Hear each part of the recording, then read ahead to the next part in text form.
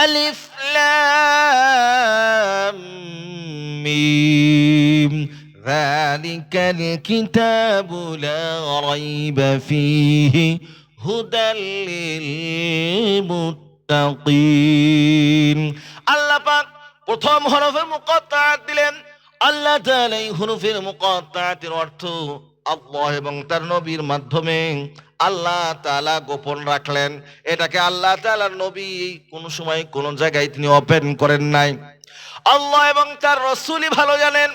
তারপরে আল্লাহ তাআলা বলছেন, আর সমস্ত মুফাসসির কিরামগণ তারাও বলতেছেন, তারা বলছেন ওয়াল্লাহু আ'লামু বিমুরাদিহি, এর অর্থ কেবলমাত্র একমাত্র আল্লাহ তাআলা জানেন। যারা বলেন সুবহানাল্লাহ।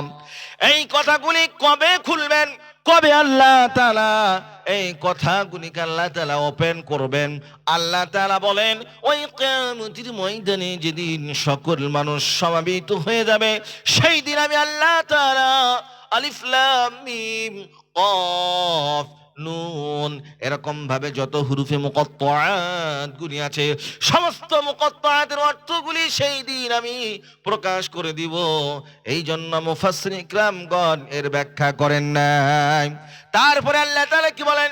যালিকাল কিতাবু লা রাইবা ফীহি, এমন একখানা গ্রন্থ দিলাম, এমন একখানা কিতাব দিলাম যার মধ্যে কোন রকমের কোন সন্দেহের অবকাশ নাই।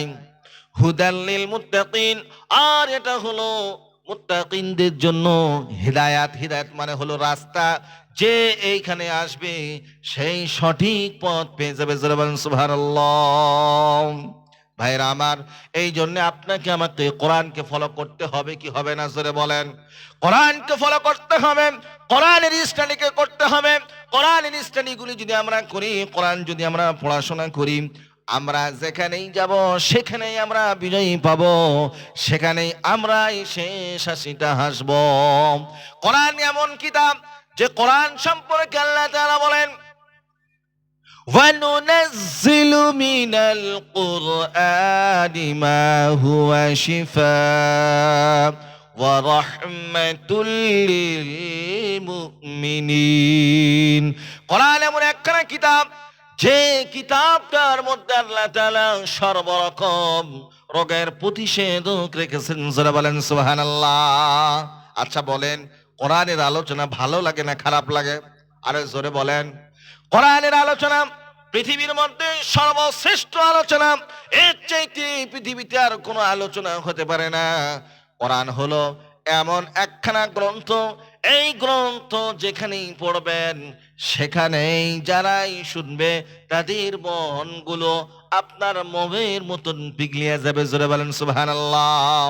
আল্লাহর নবী, বিশ্ব নবী জনাবে মুহাম্মদুর রাসূলুল্লাহ সাল্লাল্লাহু আলাইহি ওয়াসাল্লাম যখন রাতের অন্ধকারে তিনি যখন কোরআনে তেলাওয়াত করতেন, হযরত মুহাম্মদুর রাসূলুল্লাহ সাল্লাল্লাহু আলাইহি ওয়াসাল্লাম রাতের অন্ধকারে কোরআনে তেলাওয়াত করতেছেন।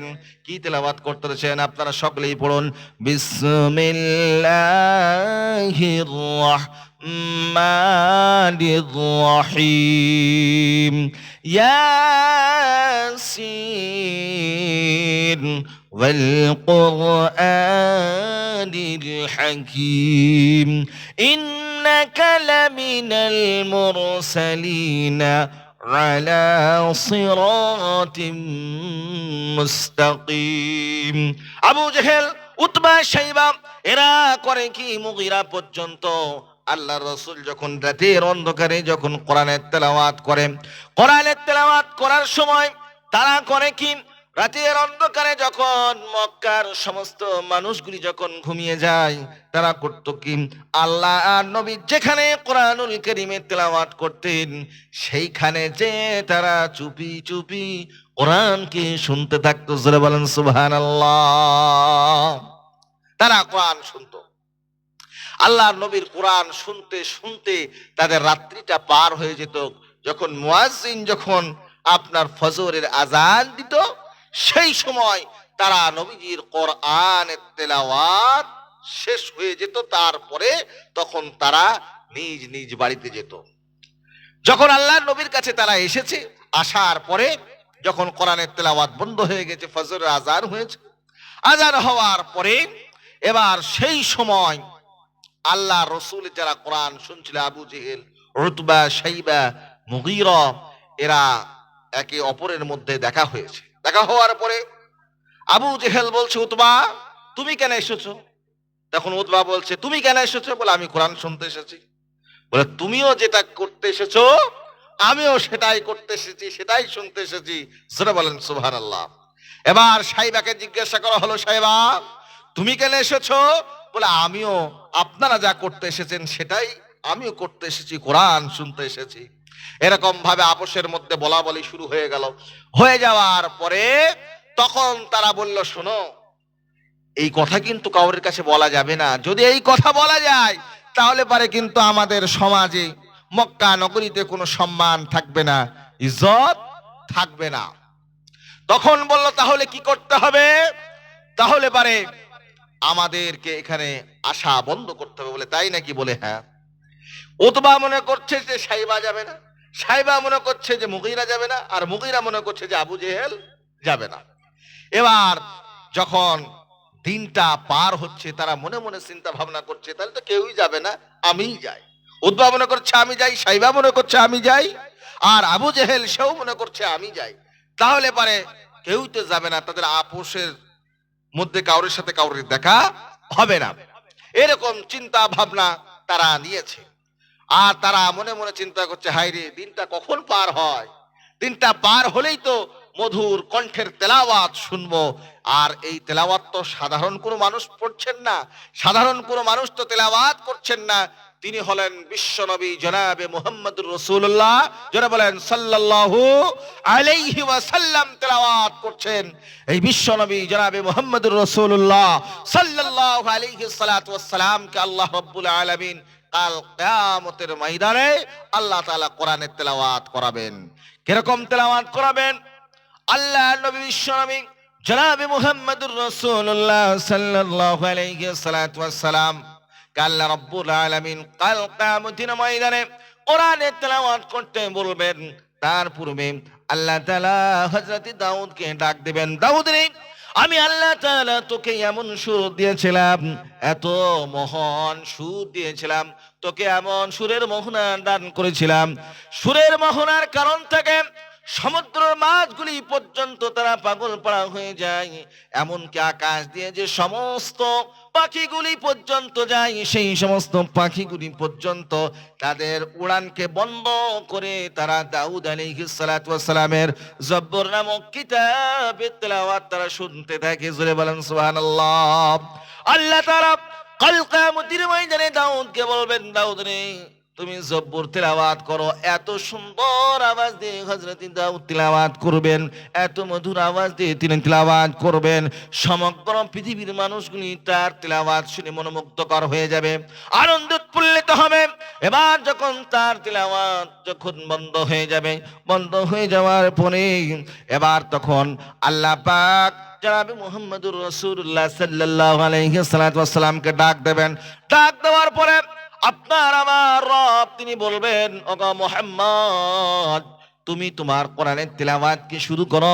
আল্লাহর নবী বিশ্ব নবী জনাবে মুহাম্মদুর রাসূলুল্লাহ সাল্লাল্লাহু আলাইহি সাল্লাম কোরআনের তেলাওয়াত শুরু করবেন। কি শুরু করবেন? সকলেই পড়ুন, আউযু বিল্লাহি মিনাশ শাইতানির রাজিম, বিসমিল্লাহির الرحمن الرحيم الرحمن علم القرآن خلق الإنسان علمه البيان الشمس والقمر بحسبان والنجم والشجر يسجدان والسماء رفعها ووضع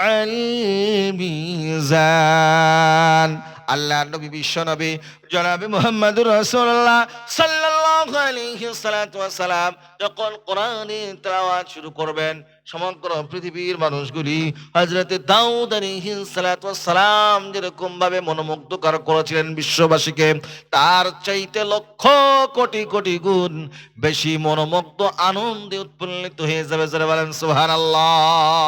আরে জোরে বলেন আল্লাহু আকবার। আল্লাহর নবী বিশ্ব নবী জনাবে মুহাম্মদুর রাসূলুল্লাহ সাল্লাল্লাহু আলাইহি সাল্লামকে আল্লাহ তাআলা কত মান কত মর্যাদা দান করেছেন। জোরে বলেন সুবহানাল্লাহ। ভাইরা আমার, যখন কোরআনের তেলাওয়াত হয়ে যাবে, কোরআনের তেলাওয়াত হয়ে যাওয়ার পরে আল্লাহ পাক বলবেন, ওগো আমার হাবিব, ওগো আমার দোস্ত, ওগো বিশ্ববাসী, তোমরা শোনো, আমি যে আল্লাহ তাআলা তোমাদেরকে সৃষ্টি করেছি, সব কিছু তোমরা তো পেয়ে গেলা, তোমরা তো জান্নাত পেয়ে গেলা, জান্নাতের আরামায় সব কিছু তোমাদেরকে আমি আল্লাহ দিয়ে দিলাম, আর কি তোমাদের কোনো আরজু নাই? এবার তখন আল্লাহ পাককে বলবেন, আল্লাহ পাক আমাদের তো আর কোনো আরজু নাই।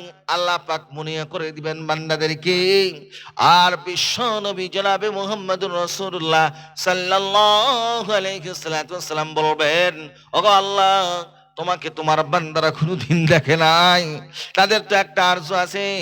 আজকে তোমার এত সুন্দর কথা শুনে, কোরআনের তেলাওয়াত শুনে, হযরত দাউদের মোহনা সুর শুনে তারা সব কিছু ভুলে গিয়েছে। পৃথিবীর জীবনে যা কিছু কষ্ট তারা পেয়েছে, সব কিছু তারা ভুলে যে আজ তারা আনন্দে উৎফুল্লিত হয়েছে। জোরে বলেন সুবহানাল্লাহ। এবার তখন আল্লাহ পাকের নবী বিশ্ব নবী, আপনার আমার মায়ের নবী সেই দিন বলবে, ইয়া আল্লাহ, তুমি তোমার চেহারাখানা দেখাও, তোমার যে নূরের তাজাল্লি আছে, ওই নূরের তাজাল্লি গুলি আজকে তুমি দেখা দাও। আল্লাহ পাক রব্বুল আলামিন সেই দিন আপনার আমার সামনে আসবেন। আসার পরে যখন আল্লাহ পাক রব্বুল আলামিন যখন তার নূরানি চেহারাখানা দেখাবেন, দেখানোর সঙ্গে সঙ্গে মানুষগুলি পাগল পাড়া হয়ে যাবে। এরকম ভাবে হাজার হাজার বছর কেটে যাবে, তারপরেও কিন্তু মানুষ বুঝতে পারবে না। জোরে বলেন সুবহানাল্লাহ। ভাইরা আমার, তাহলে পরে আল্লাহ তাআলা এত সুন্দর এত চমৎকার কথাগুলি আল্লাহ তাআলা বর্ণনা করেছেন। সেই বিশ্ব নবীর কথা বলতেছিলাম। ভাইরা আমার, সেই বিশ্ব নবী জনাবে মুহাম্মদুর রাসূলুল্লাহ সাল্লাল্লাহু আলাইহি ওয়াসাল্লামের কথা, যিনি কোরআন তেলাওয়াত করে, তার কোরআনে তেলাওয়াত কত সুন্দর, কত মধুর। জোরে বলেন সুবহানাল্লাহ। ভাইরা আমার, বিশ্ব নবী যখন ওই মক্কা নগরীতে যখন কোরআনের তেলাওয়াত আবার রাতের বেলায় শুরু করেছেন, শুরু করার পরে এবার তখন আল্লাহ নবী তেলাওয়াত শোনার জন্য আবু জেহেল এসেছে, উতবা এসেছে, শাইবা এসেছে, মুগীরা এসেছে, সবাই কোরআনের তেলাওয়াতগুলি তারা শুনতে আছে। শুনতে শুনতে ফজরের আযান মুয়াজ্জিন দিয়ে দিয়েছে। আল্লাহু আকবার, আল্লাহু আকবার। অমনি সঙ্গে সঙ্গে তারা বলল, আর এখানে থাকা যাবে না, আকাশ পরিষ্কার হয়ে আসছে, মানুষ হয়তো দেখে নেবে। এবার তখন তারা আপোষের মধ্যে তখন দেখা হয় না। এবার যখন পথ চলতে শুরু করেছে, আবু জেহেলের সাথে উতবার দেখা হয়ে গেছে, উতবার সঙ্গে সাহেবার দেখা হয়ে গেছে, এবার তার সাথে সাথে মুগীরার দেখা হয়ে গেছে। যখন এরকম ভাবে দেখা হয়ে গেল, হয়ে যাওয়ার পরে এবার তখন বলছে, গতকালকে বলেছিলাম না যে তোমরা আসবে না? এটা বলছে আবু জেহেল। আবু জেহেলকে বলছে, তুমি নেতা না খেতা, তুমি নিজে মানা করো আর তুমি আমাদেরকে নিষেধ করো। আরে জোরে বলেন সুবহানাল্লাহ। তারা কি বলতো?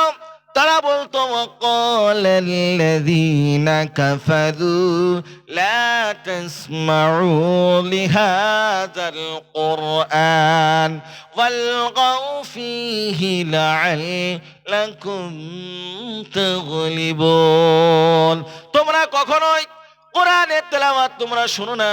যদি কোরআনের তেলাওয়াত তোমরা শোনো, তাহলে পরে সেই জায়গাটাই তোমরা হট্টগোল বাজায়া দিবে, তাহলে পরে তোমরাই বিজয়ী হবে। জোরে বলেন নাউযুবিল্লাহ। আরে জোরে বলেন নাউযুবিল্লাহ। ভাইরা আমার, আপনাদেরকে একটা অনুরোধ করছি, যে সমস্ত ভাইরা দোকান বাগানে ঘুরে বেড়াচ্ছেন, আপনারা ঘুরে না পড়ে কোরআনের মাহফিল একটু বসেন। কোরআন হাদিসের কথা শুনলে তো গুনাহ হয় না? গুনাহ হয় নাকি গো?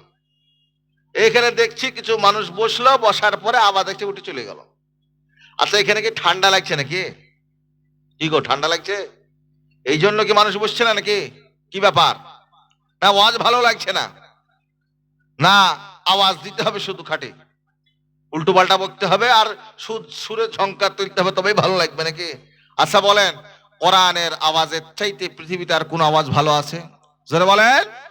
ভাইদের অনুরোধ করব, যারা পথে ঘাটে ঘুরে বেড়াচ্ছেন, এই মূল্যবান সময়টিকে এখানে লাগান, কোরআন হাদিসের কথাগুলি শোনেন, দেখেন ইনশাআল্লাহ ফায়দা দিবে। আল্লাহ না জানি কোন কথার মধ্যে হেদায়েত লিখেছে, আপনি আমি কেউ জানি না। জানি? আরেক জোরে বলেন, কেউ জানি? কেউ জানি না। যে হযরতে উমর, যিনি আল্লাহর নবীর মাথা কাটতে আসলেন, আল্লাহ নবীর মাথা কাটতে আসলেন, জোরে বলেন নাউজুবিল্লাহ। সেই উমর যখন আল্লাহর নবীর সংস্পর্শে আসলো, আসার পরে তারপরে সেই নবীর কালেমা পড়েছে কি পড়ে নাই? জোরে বলেন, পড়েছে কি পড়ে নাই?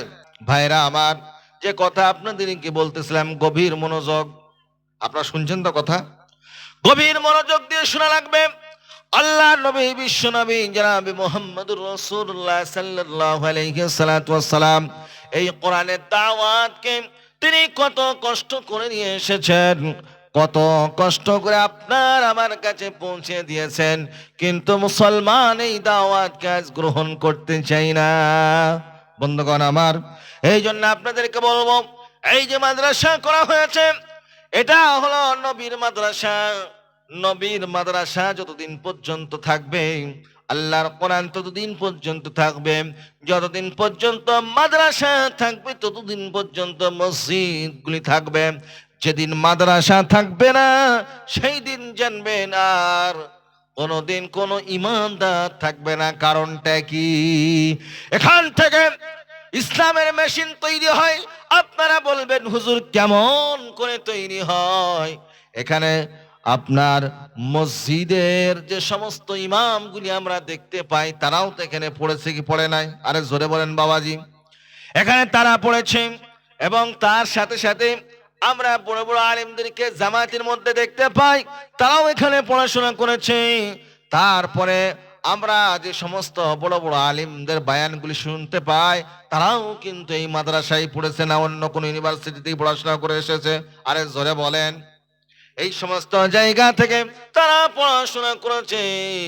এই মাদ্রাসা যতদিন আছে ততদিন ইমানদার আল্লাহওয়ালা আছে। যেদিন এই মাদ্রাসা থাকবে না, সেই দিন ইমানদার থাকবে না, সেই দিন আল্লাহওয়ালা থাকবে না। আর সেই দিন কি হবে? যেদিন আল্লাহওয়ালা থাকবে না, ইমানদার থাকবে না, সেই দিন দুনিয়াটা ধ্বংস হয়ে যাবে। কি হবে জোরে বলেন? ধ্বংস হয়ে যাবে। আল্লাহ রব্বুল আলামিন বলেন, ইন্নাল্লাযীনা আমানু সুম্মা আমানু সুম্মা কাফারু সুম্মা ইজদাদু কুফরান লাম ইয়াকুনিল্লাহু লিয়াগফিরা লাহুম ওয়ালা লিয়াহদিয়াহুম ইল্লা তরিকা। আল্লাহ বলেন, যখন এমন একটা সময় আসবে, এমন একটা যুগ আসবে, মানুষ এক সময় ইমান আনবে, আবার বিকাল হতে হতে আবার ইমান হারা হয়ে যাবে, আবার রাত্রিবেলা ইমান আনবে, আবার ফজরের সময় হতে হতে আবার ইমান হারা হয়ে যাবে। এরকম ভাবে আখরি জামানার মধ্যে এরকম সময় চলে আসবে, সেই দিন কিন্তু মানুষ আর ইমান বাঁচাতে পারবে না। সেই দিন আর মানুষের তওবা কবুল হবে না। সেই দিন জানতে হবে মানুষের কাছ থেকে ইমান হারিয়ে গিয়েছে। তার মানে আল্লাহ তাআলা বোঝাতে চাইলেন, তোমাদের জন্য খুবই নিকটেই তোমাদের কাছে কিয়ামত। ভাইরা আমার, এখানে কোরআন হাদিসের কথা হচ্ছে, কোরআন হাদিসের আলোচনা করা হচ্ছে, কত সুন্দর কত চমৎকার আলোচনা হচ্ছে। তারপরেও কিন্তু মানুষ কোরআনের কথাগুলি শুনতে চায় না। ভাইরা আমার, আজ তো আমরা এখনই যদি কোনো নায়ক আসেন, কোনো গায়ক আসেন, তাহলে পরে তো জায়গা দেওয়া যাবে না।